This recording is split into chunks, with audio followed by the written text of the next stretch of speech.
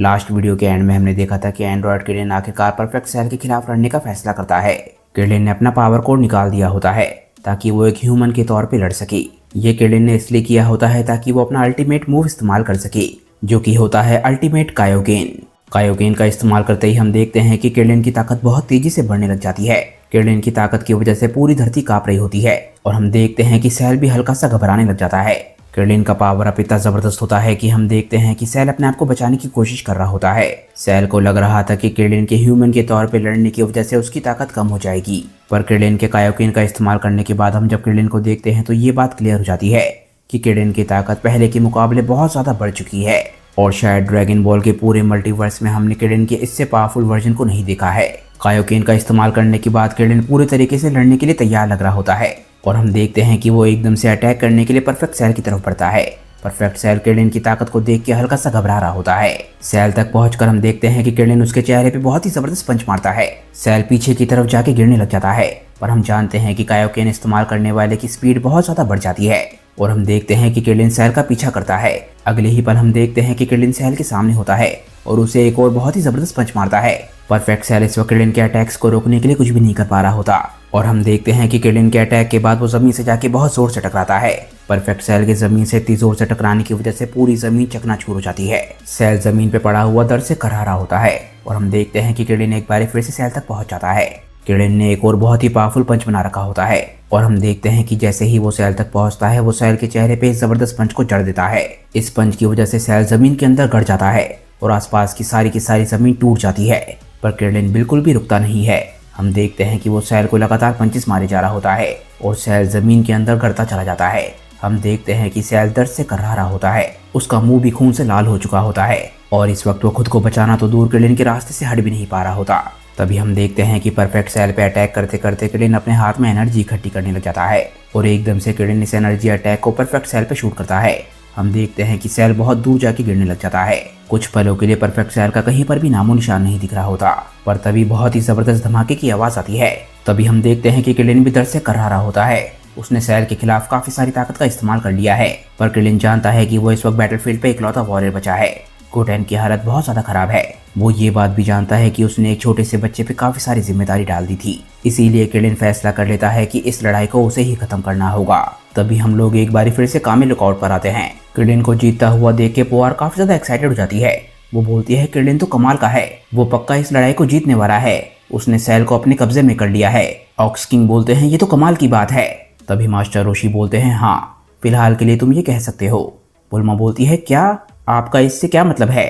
Master रोशी बोलते हैं कि किरण ऑलरेडी कायोकेन का इस्तेमाल करने की वजह से उसके इफेक्ट्स को अपनी बॉडी पे महसूस करना शुरू कर चुका है। उसकी बॉडी इतनी खतरनाक ताकत को झेलने के लिए नहीं बनी है। इस वक्त वो धरती को बचाने के लिए अपनी जिंदगी को दांव पे लगा रहा है।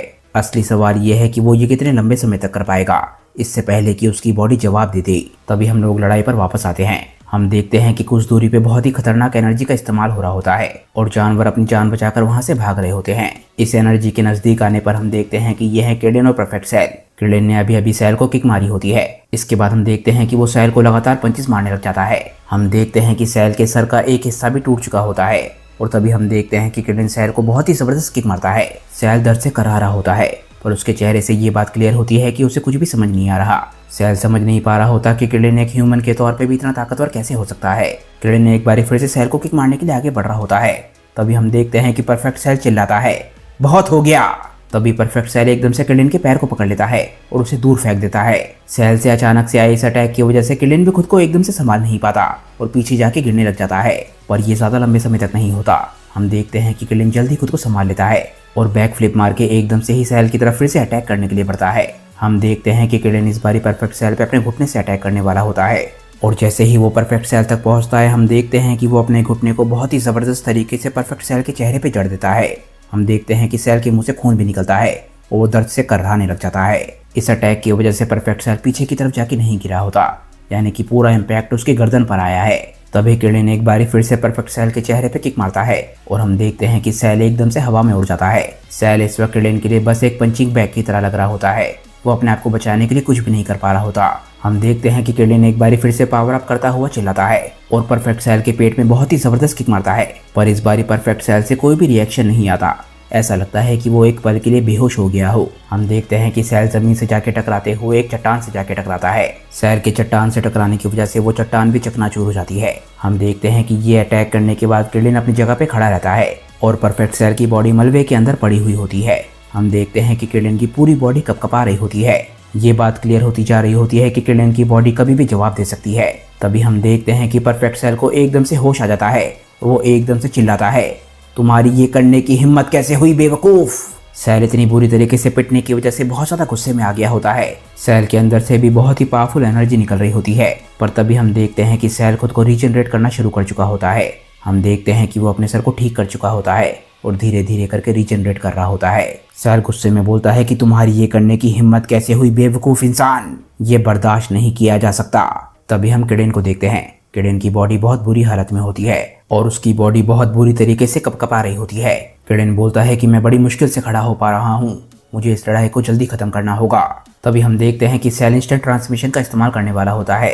वो बोलता है कि मैं बस लड़ाई में थोड़ा सा पिछड़ा हूँ, पर मैं जल्द ही वापसी करूंगा। हम देखते हैं कि ये बोलते बोलते सैल हंस रहा होता है। कुछ सेकंड्स बीत चुके होते हैं, पर हम देखते हैं कि सैल अभी तक कहीं गया नहीं होता, बल्कि ऐसा लग रहा होता है जैसे कि सैल को कोई दिक्कत आ रही हो। सैल बोलता है कि मैं कहीं पर भी किसी एनर्जी सिग्नेचर को महसूस क्यों नहीं कर पा रहा हूँ, आखिर क्या चल रहा है। तभी हम देखते हैं कि क्रिलिन के चेहरे पे काफी बड़ी स्माइल होती है। क्रिलिन हंसते हुए बोलता है कि यानी कि मैं सही था, मुझे पता था कि जैसे ही ये लड़ाई तुम्हारे खिलाफ जाएगी वैसे ही तुम डरपोकों की तरह यहाँ से भागने की कोशिश करोगी। इसीलिए मैंने इस बात का ध्यान रखा था कि हम लोग ड्रैगन बॉल से पहले ही ये विश मांग ले कि दुनिया में सारी की सारी लाइफ फोर्स कुछ घंटों के लिए पूरी तरीके से छुप जाए। अब तुम कहीं पर भी भाग कर नहीं जा सकते हो सैल, तुम यहाँ पर मेरे साथ फंस चुके हो। क्रिलिन की ये बात सुन के सैल को इस बात पे विश्वास नहीं हो रहा होता। वो बोलता है, क्या तुमने आखिर ये क्या किया। सैल को इतना ज्यादा गुस्सा आ रहा होता है कि उसके पूरे शरीर में से इलेक्ट्रिसिटी निकलने लग जाती है। तभी क्रिलिन चिल्लाता है, सैल समय आ गया है तुमने जो कुछ भी किया है उसकी कीमत चुकाने का। इतना बोलते ही क्रिलिन एक बार फिर से कायोकेन का इस्तेमाल करना शुरू कर देता है। क्रिलिन को एक बार फिर से कायोकेन का इस्तेमाल करता हुआ देख के सैल एकदम से घबरा जाता है। पर तभी सैल एकदम से साइड में देखता है। वो देखता है कि उससे कुछ ही दूरी पे गोटेन की बॉडी पड़ी हुई है और तभी उसके दिमाग में एक आइडिया आता है। सैल डरपोकों की तरह एक अटैक बनाता है और ये अटैक सीधा गोटेन की तरफ शूट करने वाला होता है। सैल चिल्लाता है, क्रिलिन तुम्हें जल्द ही एक फैसला करना होगा कि तुम्हें मुझे खत्म करना है या फिर अपने स्टूडेंट गोटेन को बचाना है। क्रिलिन समझ जाता है कि परफेक्ट सैल गोटेन की तरफ ये अटैक शूट करने वाला है और आखिरकार परफेक्ट सैल गोटेन की तरफ ये अटैक शूट कर देता है।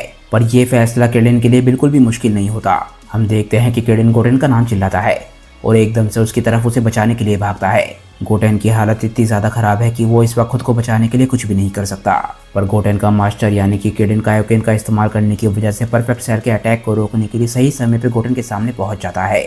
हम देखते हैं कि परफेक्ट सैल का अटैक गोटेन तक पहुंचने वाला होता है, पर गोटेन तक पहुंचते पहुंचते क्रिलिन की कायोकेन की ताकत खत्म हो जाती है। यानी कि परफेक्ट सैल का अटैक क्रिलिन की बॉडी पे डायरेक्टली आके टकराएगा और हम देखते हैं कि जैसे ही परफेक्ट सैल का अटैक क्रिलिन से टकराता है बहुत ही जबरदस्त धमाका होता है। क्या क्रिलिन और गोटेन परफेक्ट सैल के इस अटैक से बच पाएंगे और क्या डैंडे सही समय पे गोटेन तक पहुंच पाएगा या नहीं, ये हम जानेंगे नेक्स्ट वीडियो में। क्योंकि दोस्तों आज की ये वीडियो यहीं पे खत्म हो जाती है। मुझे नीचे कमेंट करके बताइए कि आज की ये वीडियो आप लोगों को कैसी लगी। इस बहुत ही कमाल की स्टोरी को लिखा है डीबी न्यू होप ने। उनसे जुड़े सभी लिंक मैंने नीचे डिस्क्रिप्शन में दे दिए हैं, तो जाइए और उन्हें अपना पूरा सपोर्ट दिखाइए।